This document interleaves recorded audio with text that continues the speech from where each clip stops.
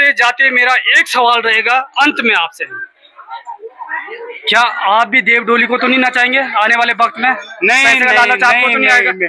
ये हमारे देवी दादा से तो हमारे में जब उसकी हवा होगी तो जो बोलना होगा बोल देते। और यदि भगवान ने बोल दिया कि आपको भी डोली नहीं, वो हम कर ही नहीं सकते। पक्का पक्का। अभी आपके ही नागराजा की डोली भी ऋषिकेश में बनी है, क्या आपने उसके रिगार्डिंग कभी बात करने का प्रयास किया? गलत कर रहे हैं। देखो चावल जो है पिंड भरे जाते हैं, चावल जी जी चावल के पिंड भरे जाए, मरा हुआ को जिंदा करना।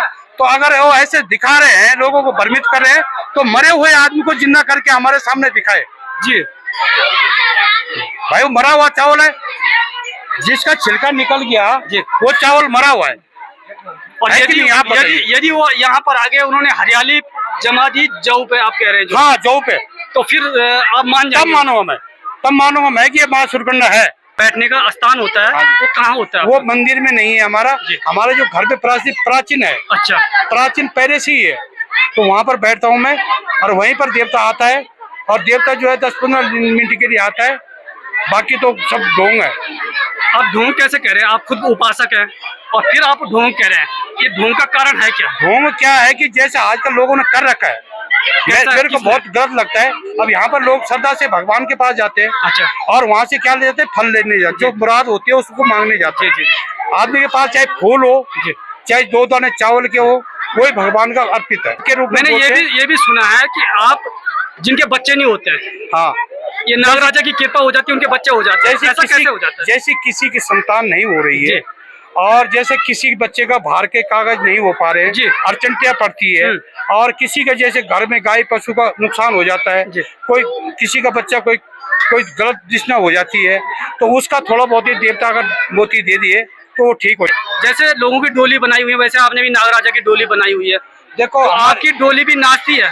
हमारी डोली नाचती नहीं है। हमारा जो साथ में उपासक है मैं हूँ।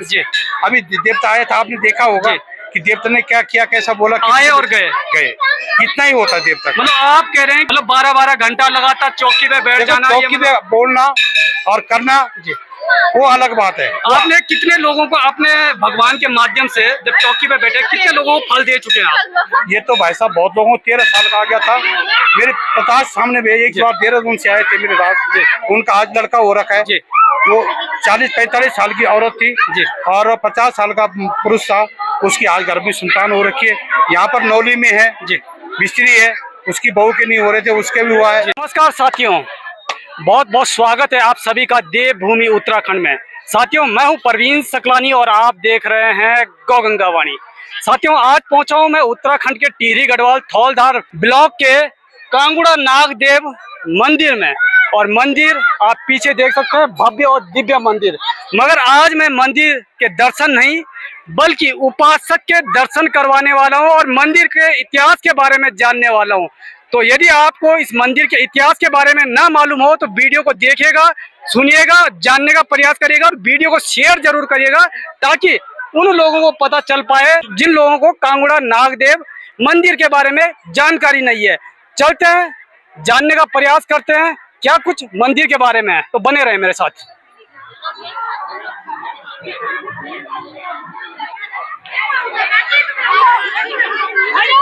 तो साथियों, अब मैं पहुंचा हूं मंदिर के ठीक गेट पर और मेरे साथ हैं उपासक जी, जो मुख्य उपासक हैं। जय गौ माता की। जय गौ माता की।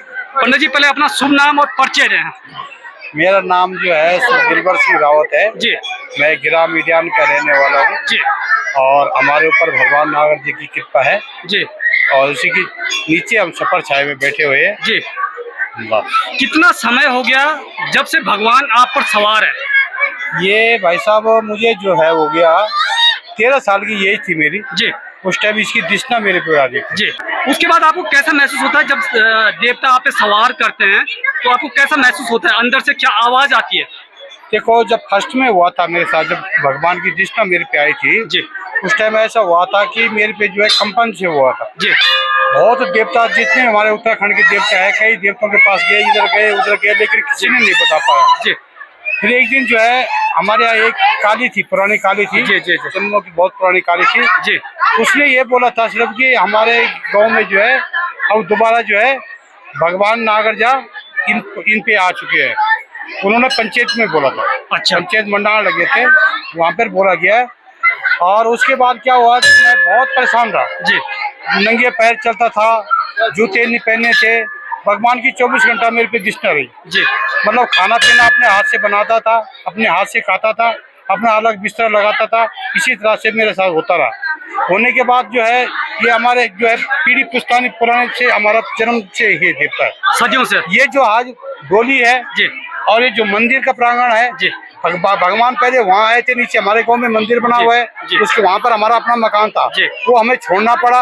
भगवान ने वहाँ पर बास दिया। फिर उसके बाद हमने दूसरा मकान बनाया, फिर उन्होंने कहा कि यहाँ पर भी आपको नहीं रहना है। फिर हमने तीसरा मकान बनाया। जब तीसरा मकान बनाया तो हमने वहाँ गाय भैंस वगैरह रखी, सब कुछ रखा। तो भगवान के जहाँ पर भगवान विश्वास भी हुए थे, वहाँ पर एक बहुत बड़ा पत्थर था, 3 पत्थर है वो, तो तीनों जगह है वो अभी भी। तो वहाँ पर क्या हुआ था कि वो पत्थर थे, अब हम पत्थर तो वहाँ ले नहीं गए थे। अब क्या हुआ, जो हमारी भैंस थी, गायें थी, पुराने लोगों होती थी गायें, गाय रात को खुल जाती थी और यहाँ कांगड़ा में आती थी। गायें जितनी भी थी हमारी यहाँ आती थी, घर में देखते थे गाय नहीं है, इधर ढूंढते ढूंढते ढूंढते थे, नहीं मिलती थी। सुबह हो जाती, सुबह जाते थे तो गाय खूंटे में बंधी हुई है। इस प्रकार से होता, फिर इस तरह दोष होता रहा। फिर हमारा पूर्व जन्म था जो उस पर जल लगी। अच्छा। जल बॉल लगी। बॉल लगने के बाद क्या हुआ, फिर वो पंडोगी गए कि भाई ऐसी ऐसी बात है, ये जो है तुमको जो है सही सिर बनाना पड़ेगा। हम मैथी हो गए, तो अब जो है भगवान जो है विराट रूप में आए थे। किस रूप में भगवान आपको मिले थे, जो आपके पूर्वज थे, किस रूप में मिले वो आप? अब वो तो हमें तो कहाँ मिले वो, परंतु लेकिन मेरे को ये है कि एक गाय के भेष में मुझे जो है सपने में आया था और नाग के रूप में आया था। और इसमें जो है सेम से जो हमारे ढिगार खेत होया करते थे, तो बताते पुराने लोग पोर से होते थे, बकरी के खाल के बनते थे वो, उसमें धान रखते थे। वो धान की लेके आ रहे थे, कम से कम यहाँ से होगा 20 किलोमीटर होगा। शाम जिसको बोलते हैं, शाम की इधर ढिकारा पड़ता है, वो मनाई थी। तो मनाई के साथ में वो देवता वहाँ से आवाज आकाशवाणी हुई उनको, अच्छा, कि बुड्ढे जी मैं भी आना चाहता था, क्या सकोगे मेरे को? तो कंडी सोड़ में क्या हुआ था, कंडी सोड़ से जो है वहाँ पर नीली गाय और शीशे का पेड़ था एक, वो किसी असुर ने काट दिया था और गाय मार दी थी। कोई बताते पुराने लोग रहे होंगे, पता नहीं कैसे हुआ क्या हुआ, है ना। तो तब देवता भटकते भटके वहाँ आया ढिकार में। अच्छा। तो देवता जो सेम से जो है इधर आ गया। अच्छा।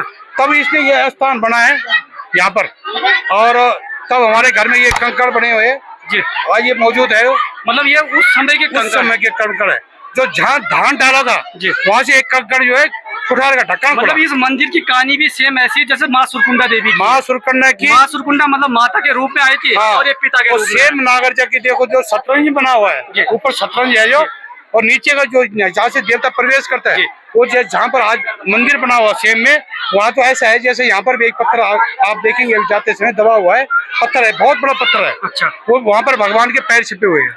एक बात बताइएगा, ये जो ग्राउंड है ये पूरा नागराजा का ही ग्राउंड, पूरा नागराजा का है। अच्छा, इसमें किसी का मतलब कोई हस्तक्षेप नहीं? कोई हस्तक्षेप नहीं। एक बात बताइएगा, इस मंदिर को बनाने में कितना समय लगा? इसको मेरे को लगा, ये लगा लो 2016 में मैंने स्टार्ट किया था। अच्छा। तो मैंने ये छोटी सी मीटिंग रखी थी यहाँ पर, तो छोटी सी मीटिंग रखी थी मैंने, तो कुछ लोग बुलाए थे, प्रतिनिधि लोग थे, मैं भी उस टाइम प्रतिनिधि था। हमने यहाँ पर सलाह मशवरा की थी। मैंने कहा यार यहाँ पर जो है भगवान का एक मंदिर बनाना है, हो सकता है उसी भगवान ने जितना दी हो, और इस प्रकार से मैंने कहा समिति बनाते हैं, ऐसे करते। तो आज ये भगवान की कुछ सरकार की मदद रही। यहाँ पर सरकार की कितनी मदद आपको मिली है?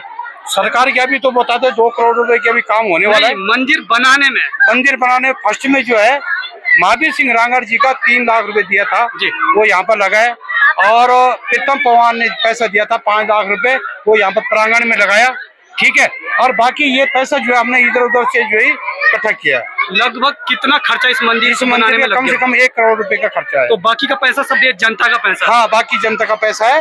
और इस मंदिर से कितने लोग जुड़े होंगे अभी तक? इस मंदिर से बहुत लोग जुड़े, हमारे ये लगा लो कि 10-11 गाँव जो है परमिटेड। तो मतलब अभी गांव के ही लोगों का सहयोग है, मतलब बाहर से लोग यहाँ बाहर से बहुत आते हैं। अभी यहाँ पर कितने पुजारी रहते हैं? अभी हमारे 3 रखे होते हैं। यहाँ ऐसा ढोंग नहीं है कि जैसे कहीं भी जाओ तुम धार्मिक में लूटने लपटने वाले बैठे, यहाँ हमारा ऐसा नहीं है। अच्छा। जो श्रद्धा भक्ति है वो करे, और यहाँ पर भगवान जो जो लोग आते हैं यहाँ पर जरूर 3-4 मुरादें पूरी करता है, जो श्रद्धा से आता है। अच्छा, जो घमंड करके आएगा उसका कुछ नहीं। आप उपासक भी हैं? हाँ जी, हाँ जी। तो आप अपनी गणित भी लगाते हैं जैसे और उपासक लगाते हैं? नहीं, हमारी कोई गणित नहीं है, कोई लेखा नहीं है, कोई जोखिम जैसे आपकी डोली है, गणित का मतलब जो जब आप कुछ बोलते होंगे, जब भगवान आप पर सवार होते होंगे, उस समय आप कुछ लोगों को वरदान देते होंगे, उस समय की मैं बात कर रहा हूँ कि उस समय आप कैसे गणित लगाते हैं लोगों को? देखो, मैं गणित नहीं लगाता हूँ, भगवान की ऊपर जो है ये भगवान किसने का है जी, इसको नाग के रूप में मैंने ये भी सुना है कि आप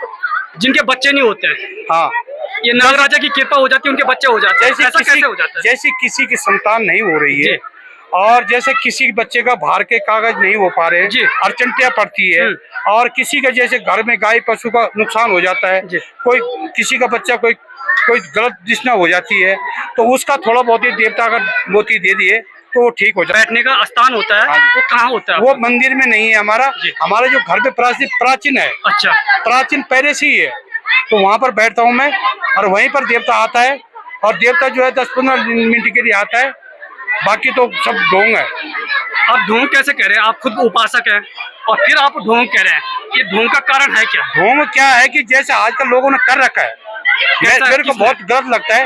अब यहाँ पर लोग श्रद्धा से भगवान के पास जाते हैं, अच्छा, और वहाँ से क्या ले जाते हैं, फल लेने जाते, जो मुराद होती है उसको मांगने जाते हैं। आदमी के पास चाहे फूल हो, चाहे 2 दाने चावल के हो, वही भगवान का अर्पित है। जैसे लोगों की डोली बनाई हुई है, वैसे आपने भी नागराजा की डोली बनाई हुई है। देखो, तो आपकी डोली भी नाचती है? हमारी डोली नाचती नहीं है जी। हमारा जो साथ में उपासक है, मैं हूँ जी। अभी देवता आया था, आपने देखा होगा कि देवता ने क्या किया, कैसा बोला, आए और गए, इतना ही होता। 12-12 घंटा लगातार चौकी पे बैठ जाना, चौकी पे बोलना और करना जी, वो अलग बात है। आपने कितने लोगों को अपने भगवान के माध्यम से जब चौकी पे बैठे, कितने लोगों को फल दे चुके हैं आप? ये तो भाई साहब बहुत लोगों को 13 साल का आ गया था मेरे 50 सामने में, एक बार देहरादून से आए थे मेरे पास, उनका आज लड़का हो रखा है, वो 40-45 साल की औरत थी जी, और 50 साल का पुरुष था, उसकी आज घर में संतान हो रखी है। यहाँ पर नौली में है जी, मिस्त्री है, उसकी बहू के नहीं हो रहे थे, उसके भी हुआ है। यहाँ नकोड़ पगोड़ी में बहुत सारे हैं।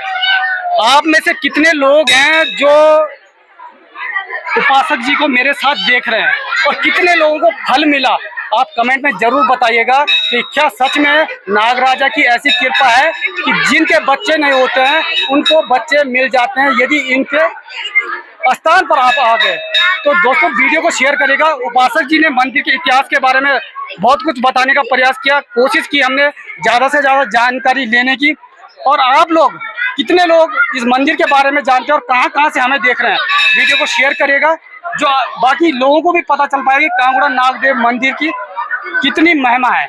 जैसे सुरकन्ना देवी है, आज सुरकन्ना देवी का जो है ऋषिकेश में सुन रहा हूँ मैं जी, हाँ, इतना भीड़, इतना और दिखा रखा है जी। सुरकन्ना देवी जो है जड़धारियों के कुल में हुई थी, और जड़धारी लोग उसकी पूजा करते हैं, उसके अलावा कोई डोली नहीं है।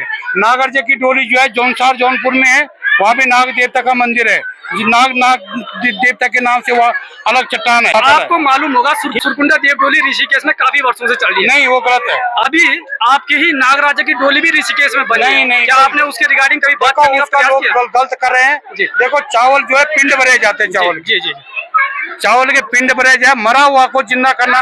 तो अगर वो ऐसे दिखा रहे हैं, लोगों को भ्रमित कर रहे हैं, तो मरे हुए आदमी को जिंदा करके हमारे सामने दिखाए जी।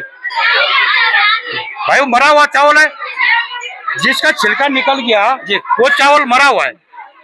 और यदि वो यहाँ पर आगे उन्होंने हरियाली जमा दी जौ पे, आप कह रहे हैं? हाँ, जौ पे, तो फिर आप मान जाएंगे? तब मानूंगा मैं कि ये माँ सुरकन्ना है। जितने भी उपासक मुझे देख रहे हैं, चैलेंज कर रहे हैं जी हाँ, मैं कह रहा हूँ, यहाँ पर आपके ही उपासक, आपके साथ के ही उपासक, मान लीजिएगा ये आपके पार्टनर है, जब आपके ही पार्टनर आप पर विरोध खड़ा कर रहे हैं तो क्यों? और कह रहे हैं कि मात्र 10 मिनट की हवा हम पे आती है और फिर निकल जाती है, तो आप पर 12-12 घंटे कहाँ से वो ऊर्जा आ रही है? थोड़ा बताएंगे इसके बारे में। ये वो देखो, ये हर किसी पे भगवान नहीं आते। 12 घंटे की ऊर्जा के बारे में बताइएगा मुझे आप। 12 घंटा कोई ऊर्जा नहीं होती है, मतलब दूध पीते हैं, ये दूध पीते हैं, मतलब ढोंग करने की बात है। अभी देवता देखा कितनी देर आया, आप रहे यहाँ पर, देखा होगा आपने, यहाँ पर जो आंगन है इसमें क्या किया, इसने जो लेटा देवता अपने अंदर की जो खुजली होती है उसे ये भगवान ने इसीलिए करा हुआ है ताकि मेरे अंदर कोई गंदगी चीज न रहे।